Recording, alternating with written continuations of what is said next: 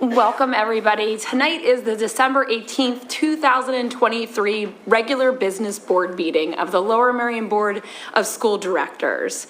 Just for everybody's awareness, tonight is going to be live streamed as well as recorded for public broadcast. It will be on the website after tomorrow for everybody to view. So all participants that are joining via webinar can use the chat feature and that will give us the ability later on in the meeting for you to ask questions. I also want to let everybody be aware that you're going to be recorded. We want to make sure everybody is aware of that. That's not just by the school district, but it also can be for anybody in the audience. So that means you could be recorded for what you say, what you share, if it's at your chair, if it's in the front, wherever you are. So it's for Sunshine Act. We want to make sure everybody's aware of that. We, the board, believe it is very important and in our best interest to listen to everybody in the school community, and it will benefit our students as well as our district. So, given that opportunity later in the meeting, you will have the opportunity for public comment. If you want to have public comment in person, please sign up with Denise during the event, and on the chat feature, it will be later on in the evening. It will open up and there'll be a window of 10 minutes for you to ask questions or share your thoughts and ideas with the board. We strive for public conversation that engages in civil dialogue, so we're excited to see everybody here tonight, both online and in person, and we're going to have a great conversation tonight about some important issues. So with that all being said, I'm turning it over to Dr. Yanni for your President's Report.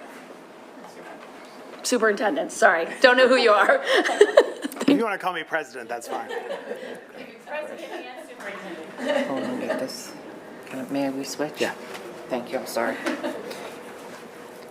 It's telling me that I have to,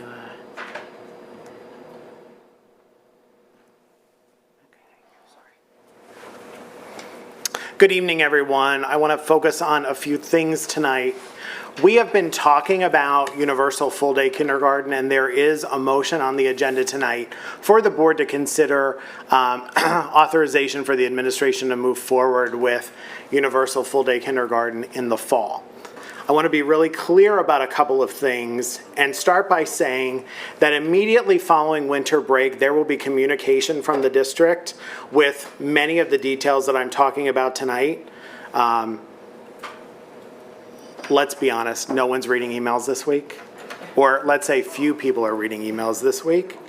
Everyone's reading emails this week. As we think about onboarding or bringing to Lower Merion full-day kindergarten, there is going to need to be an increase in our tax revenue for next year. So the Act 1 index is 5.3%. We'll be talking as we go through the spring, the winter and the spring, talking about some recommendations, but there is no way to bring full-day kindergarten and the number of staff that we need to bring without that tax increase. And so that roughly for the median household is going to be somewhere around a $400 increase. So I want to put that out there. People have been asking a lot about class size. We're not substantively changing class sizes. We may see an additional student or two in classrooms, and that's going to allow us to naturally create capacity to reroute positions to full-day kindergarten.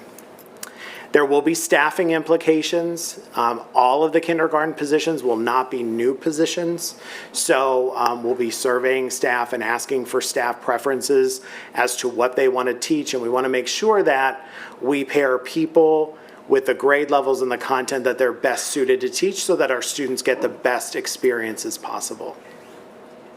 I also want to bring to your attention one group in particular is our bus drivers.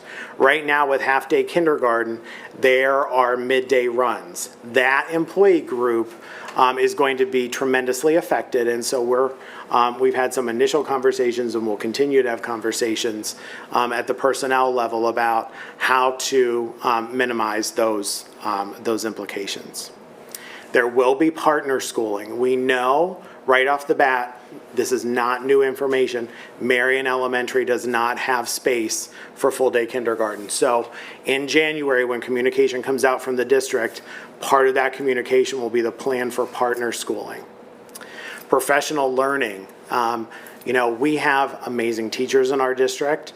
We'll be taking a half-day program, converting it to a full-day program, and so we want to make sure that we provide not only the right training, but time for our teachers to have the professional learning that they need to make sure that they're well-equipped on day one to teach in that full-day program. And then also registration messaging. We open up registration in January, so there will be a lot of information that's coming out. So far, I've received this fall a lot of communication. Again, January from my office, there will be many of the details about how we're going to move forward. But there is a motion tonight for the board to consider authorization for us to move forward.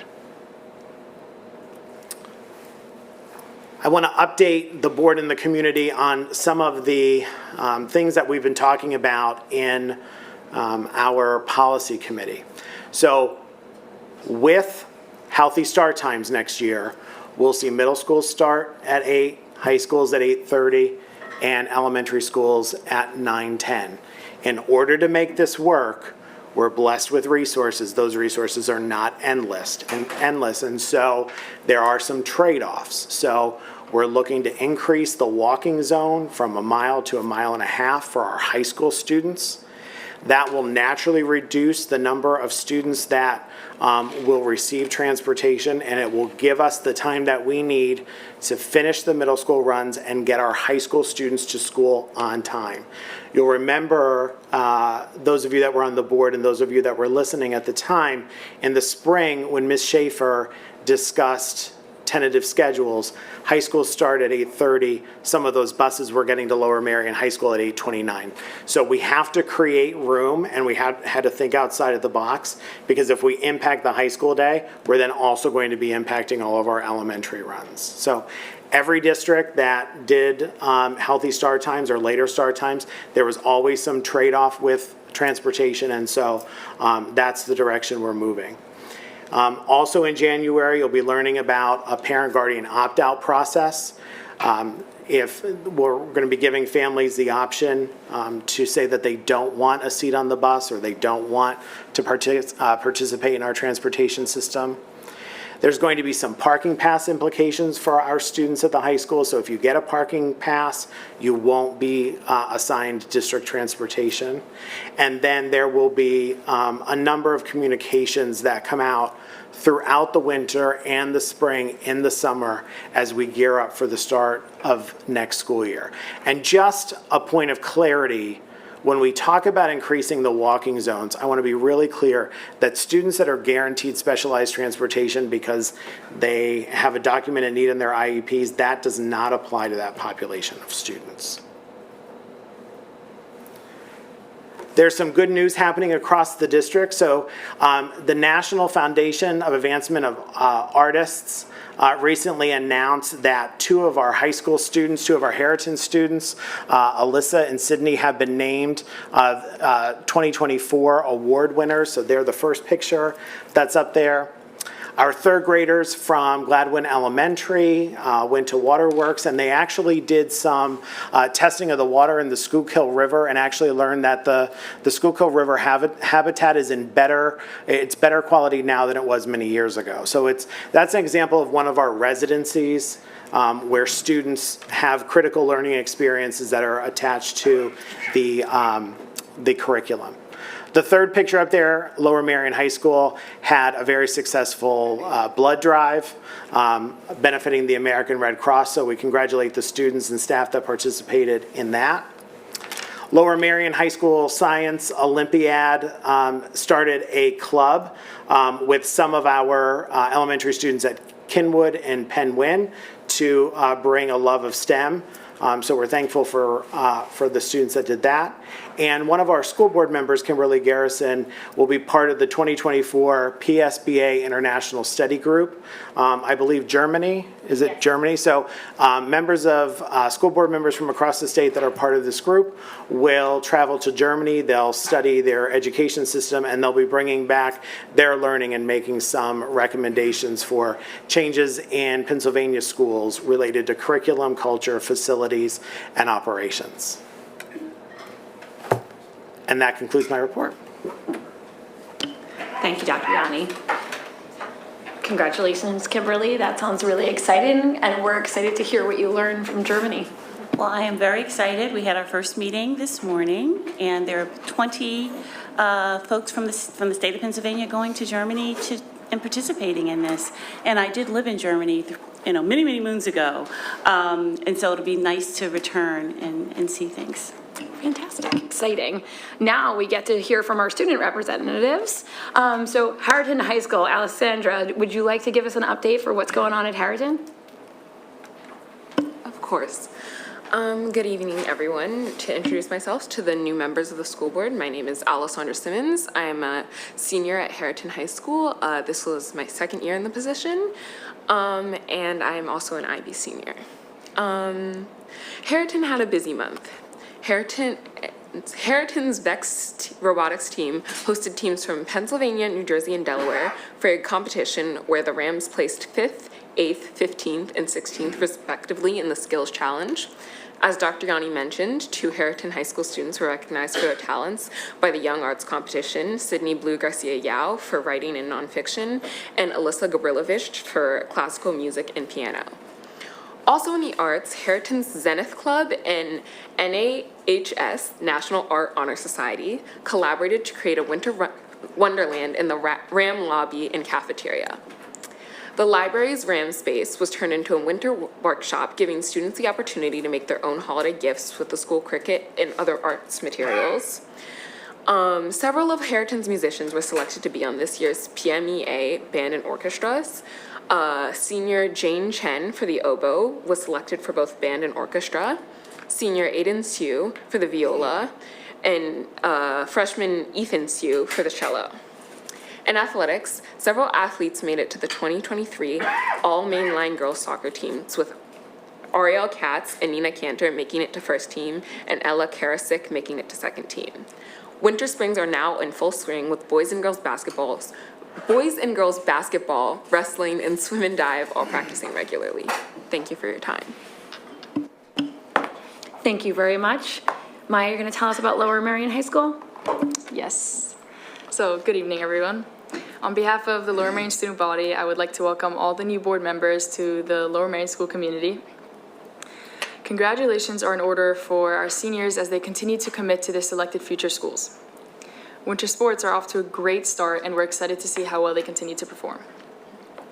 LM Science Olympiad has started a strong year with 45 students competing at the competitive international. The teams placed 14th, 15th, and 21st overall out of 60.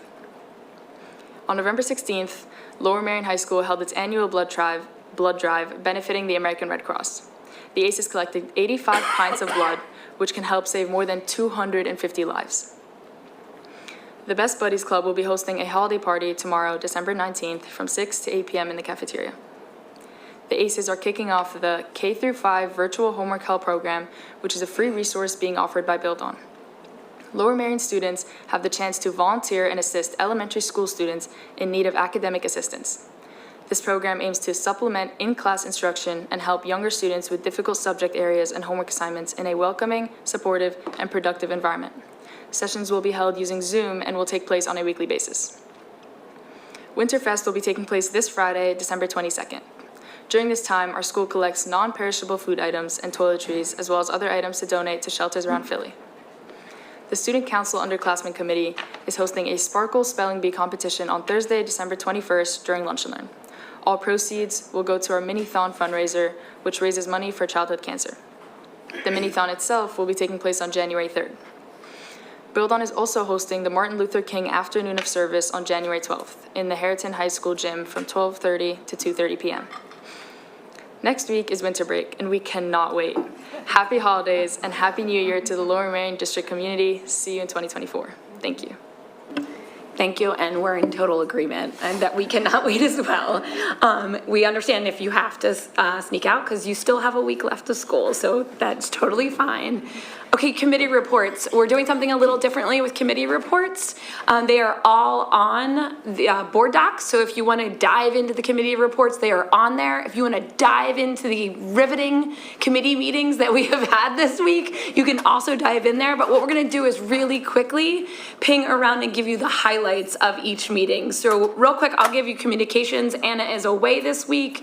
Communications, I mean, you just got a second sneak peek at communications by Dr. Yanni's report. There was information about onboarding for Dr. Yanni. There is a new podcast that can also be found on the website that you can check out. Some website updates about making practices public that you've heard Dr. Yanni speak about a few times. And just a few more updates. There's driver ads for Clipper magazine. And the other thing that I found was really interesting was a conversation on social media ads, and really about the social media ads, trying to just share the joy of the schools and what's going on, as well as information sharing. Like, as I shared in the committee meeting, every time there's a half day, I seem to be caught off guard with it. So I'll be watching the social media accounts a little closer. Now over to our next committee, who was on December 8th, the policy committee, and that's Abby. Thank you. Okay, so this is super quick highlights, because this is my first time. But it was a good meeting. We discussed transportation, which will have some changes coming in light of everything that Dr. Yanni just mentioned, going from 1 to 1.5 miles as a walk zone. We also talked a lot about safety and security, changing the time from board meetings, so now we're at 7 o'clock, which is great, and hopefully we'll have more community engagement that way. We also kind of touched on some AI questions that we'll be delving into in the future, so check your notes on board docs for more information. Thank you. Okay, I'm going to turn it over to Mel for facilities, and Jason, if you want to chime in there, you're more than welcome to. Hi, thank you. So, and believe it or not, I can be brief with this. So, our meeting was on December 14th, and the items that we discussed, we approved the list of bills, and we approved two 30-passenger buses due to a couple that are aging out. We are doing it now. It seems early because of supply line issues, and that we're hoping we'll have them by the beginning of next school year. There were some contracts for MCIU approved, and one that I think is really fascinating is Thinker Analytics, and this is for AP students in high school, where they will be able to map and work with their language, right, and create it into logical and learn how to properly format arguments, which I think is really interesting.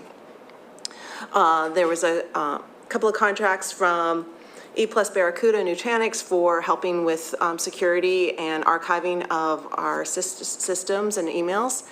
And then with RGS Associates, we have some, and not to exceed amount of $40,000 for bid to do some landscaping that was not properly done, and is part of our settlement that we're working with IMC.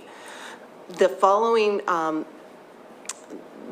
we had one change order, which we're all crossing our fingers. This is the last change order for Black Rock Middle School, and that was actually for a $1,000 credit. So for work that had not been that was not completed, and that's it. And the next meeting will be on January 18th. Thank you. Thank you, Mal. Todd's going to bring us home. On December 15th, there was a finance committee meeting. So Todd, tell us about that amazing budget coming our way.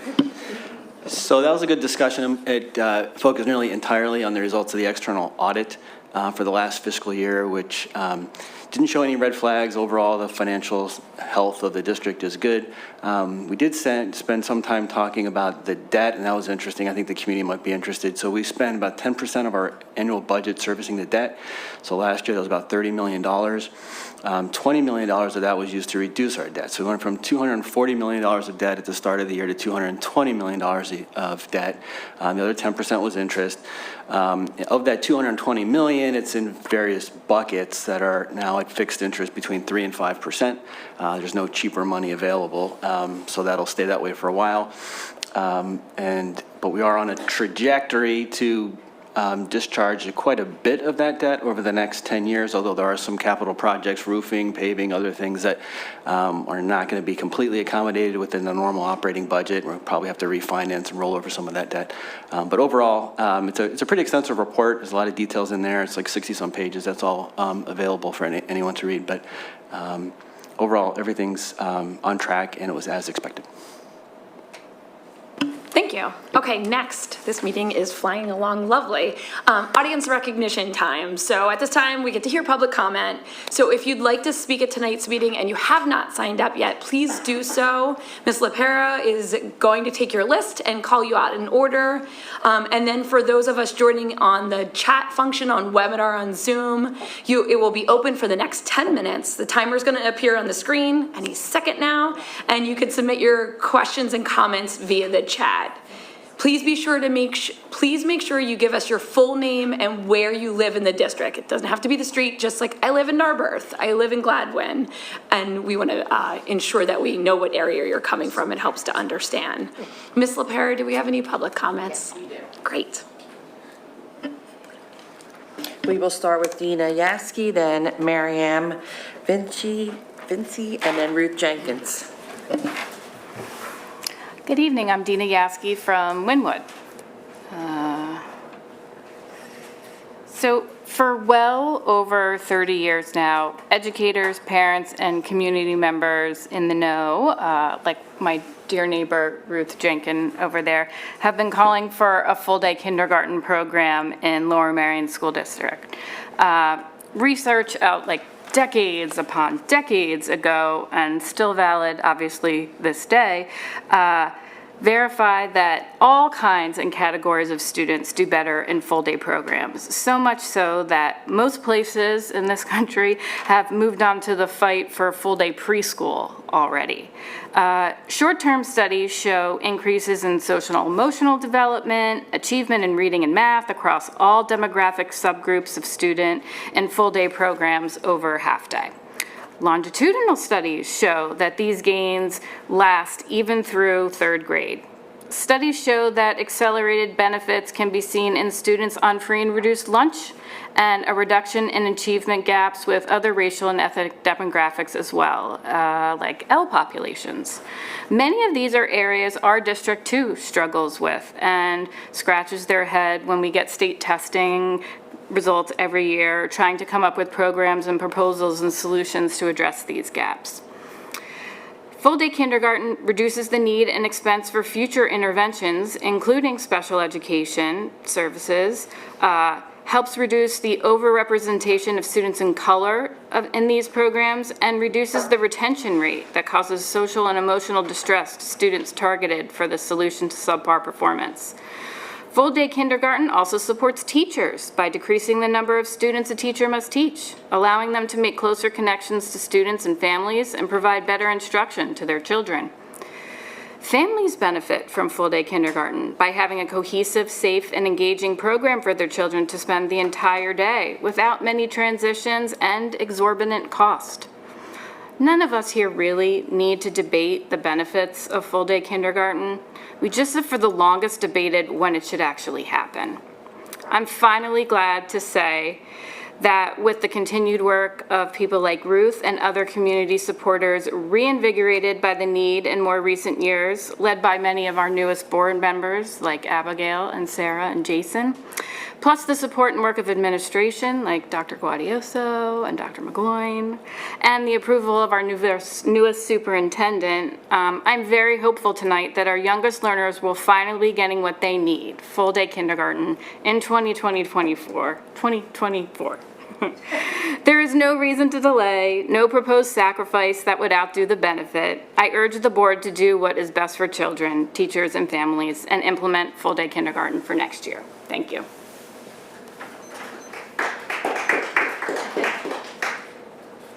Next is Mariam, and then Ruth Jenkins, and then Allison. Good evening. I'm Mariam Vinci from Bala Kinwood, and I really just want to say ditto to what Dina so beautifully said. But obviously I'm here tonight in support of full-day kindergarten.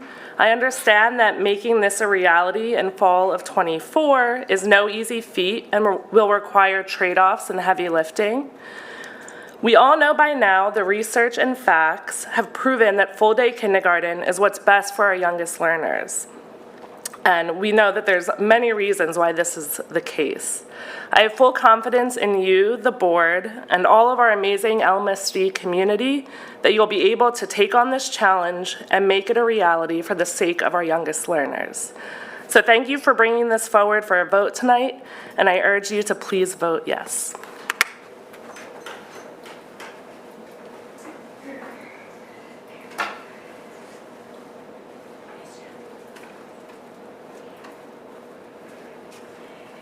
Ruth Jenkins from Wynwood. It's me again. And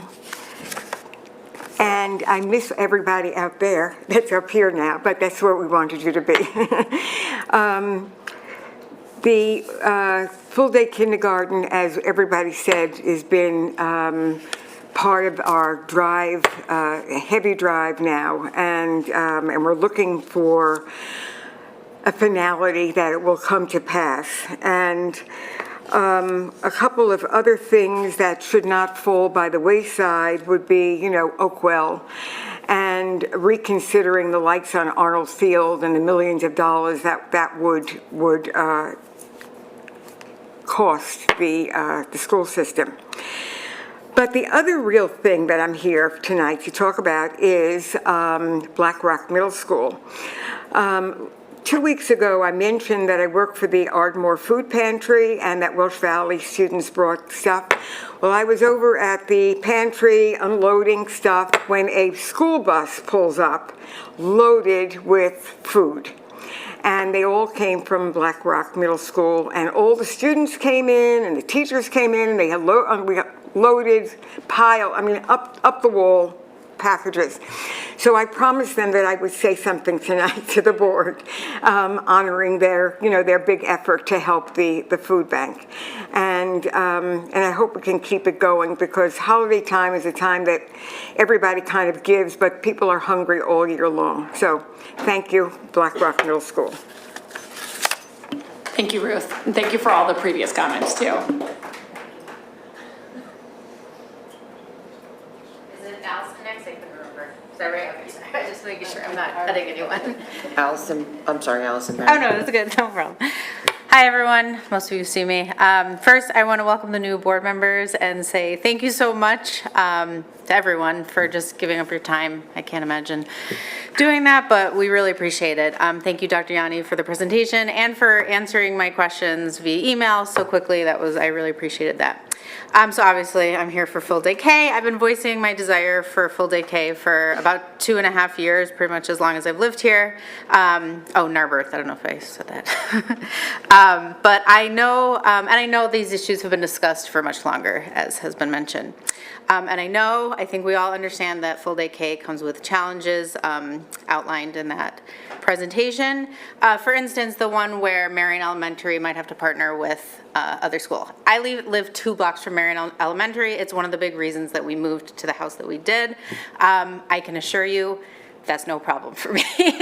Coming from a working mother of 3 very young kids. So I do think that the trade-offs are overwhelmingly well worth it, for all the benefits that, Dina mentioned, that we all know. So I greatly appreciate the effort so far. I'm excited about this vote, and just want to encourage you all to please vote yes for implementing full day K in 2024.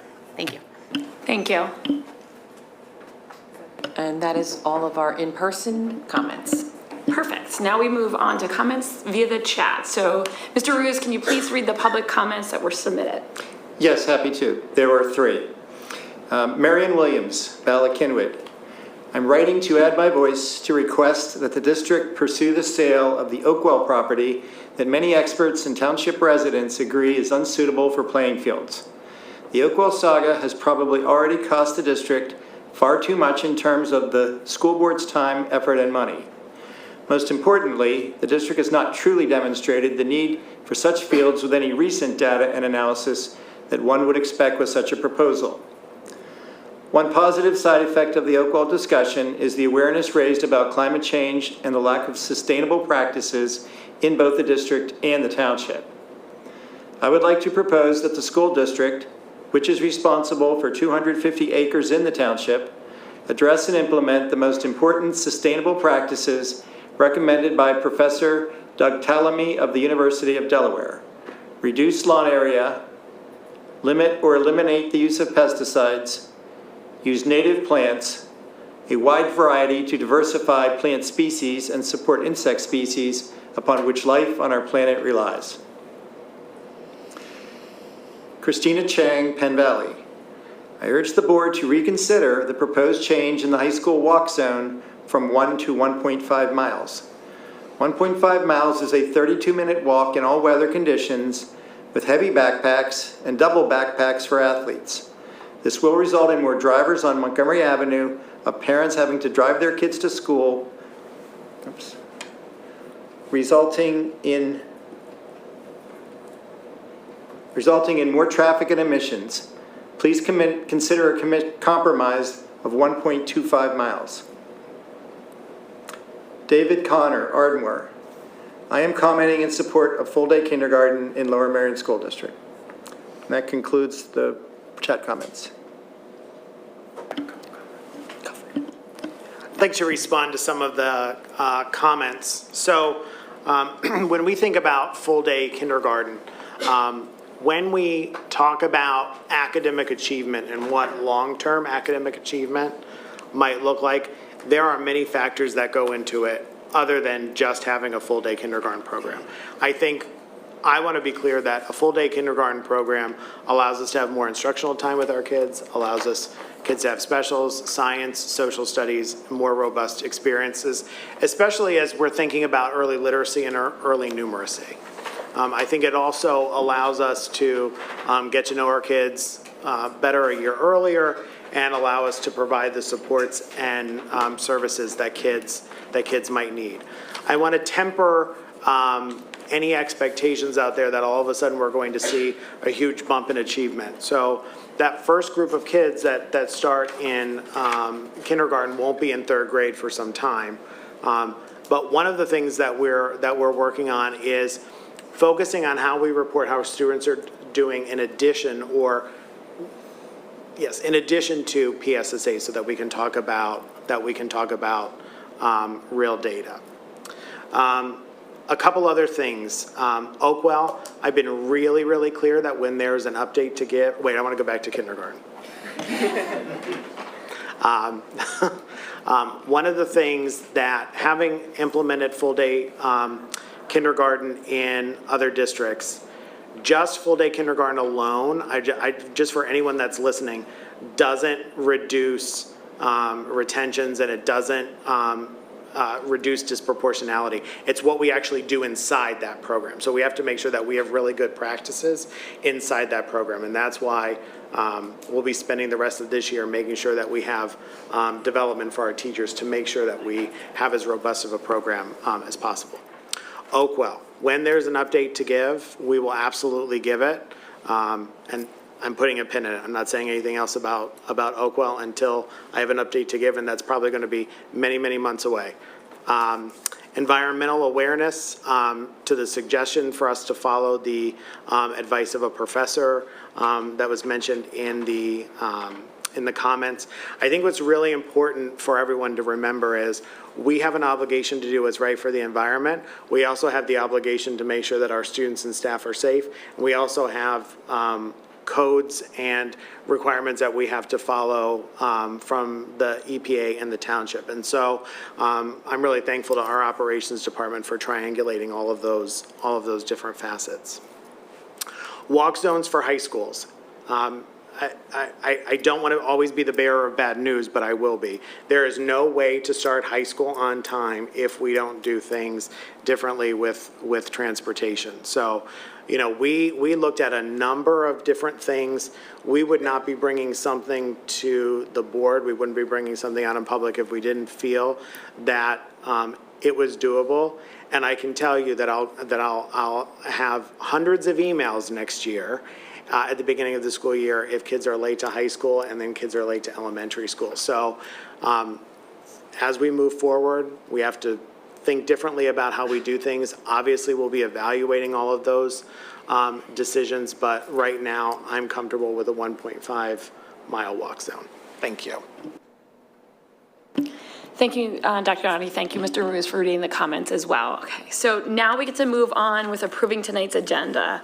The following item is being removed from the consent agenda. Oh, board comments, I'm sorry. Sorry, just before we got going, I wanted to call attention to some less happy news.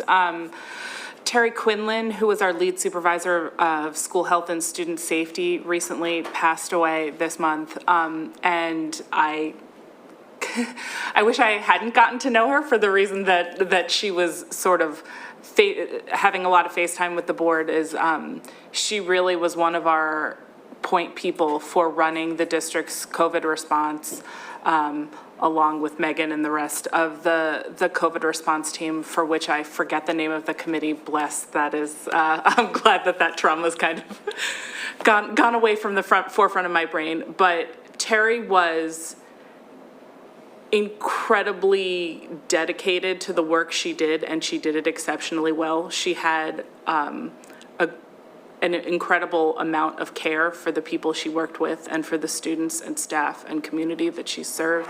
She led a team of absolutely dedicated nurses through an unprecedented, mind-boggling, terrifying time in the world and in our little community and in our school community.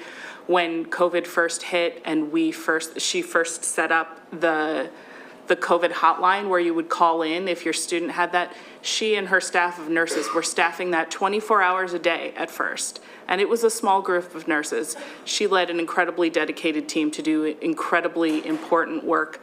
I was very, very sad to hear of her passing. She will be greatly missed, and she really made a difference to our community. So I wanted to recognize that. Thank you very much, Nina. That was beautiful. Now we move on to the agenda. So the following item is being removed from the consent agenda. Item 14.B, authorize the administration to implement universal full-day kindergarten effective with the 2024-2025 school year. Dr. Yanni, will you please read the recommended action?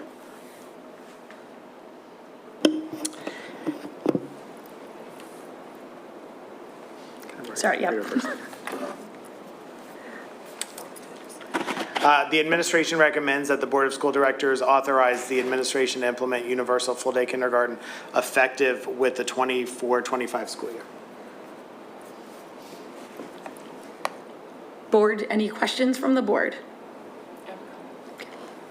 Sorry, you get to hear from me again. I am going to really try hard not to cry. This is like this is the reason that I ran for school board the first time and the second time. But one of my very first memories of being a Lower Merion resident is going to my local polling place and asking a school board candidate what they thought of full-day kindergarten, because I had a then 2-year-old, and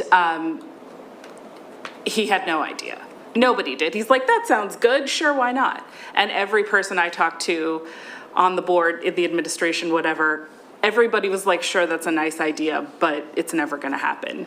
And with a lot of support from our community, from the board, from the administration, from Dr. Yanni, and from being that annoying person in every single meeting that would ask, but how would that change if we had a full-day kindergarten curriculum instead? I really urge the board to vote in favor of extending this program. It will make such a difference to so many in our community. Can't even recall the number of conversations I've had with families that my family missed out. I know 4 of us up here have kindergartners this year that just missed out.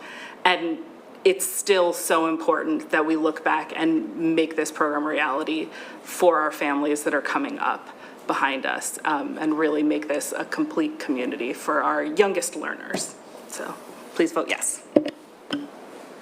Thank you. Any other comments from the board? Good, okay. Do I have a motion to approve? Yes. Do I have a second? Second. Yes.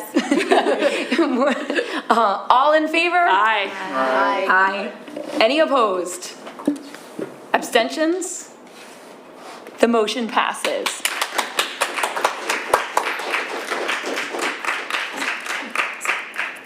Do I have a motion to approve tonight's agenda via consent? So moved. A second? Second. All in favor? Aye. Aye. Opposed? Abstentions? Motion passes. Mr. Ruse, can you please give a report on the Sunshine Act? Yes, the board did meet tonight prior to this meeting in executive session regarding labor relations matters. Thank you. Okay. Upcoming board and committee meetings will be held in the boardroom unless otherwise noted. Monday, January 22nd is the regular business board meeting at 7 p.m. Committee meetings that will be recorded and live stream come up on Friday, January 12th. That's the policy committee at 8:30 a.m. Tuesday, January 16th will be the curriculum committee meeting at 7 p.m. Just want to say that out loud because it's a time change. Thursday, January 18th, facilities and purchasing committee will be meeting at 8:30 a.m. Friday, January 19th is the finance committee meeting at 8:30 a.m. Wednesday, January 31st is the equity and anti-racism committee meeting at 7 p.m. That's via Zoom. And there being no further business, this meeting is adjourned. Huzzah.